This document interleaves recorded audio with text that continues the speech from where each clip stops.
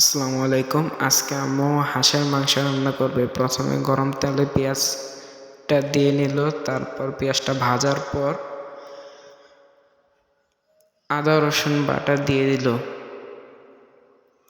তারপরে হলুদ মরিচ জিরা দিয়ে দিল, তারপর পরিমাণ মতো লবণ দিয়ে দিল।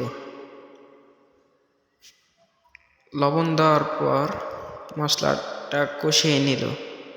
মশলা কষানোর পর হাঁসের মাংস দিয়ে নিল।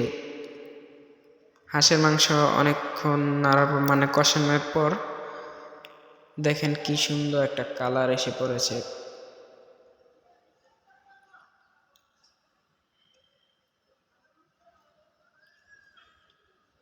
তারপরে পানি দেওয়ার পর ঢাকনাটা উঠিয়ে নিল, তারপর আলু দিয়ে নিল, পরে শেষ ফিনিশিং দেখেন কত সুন্দর আসছে।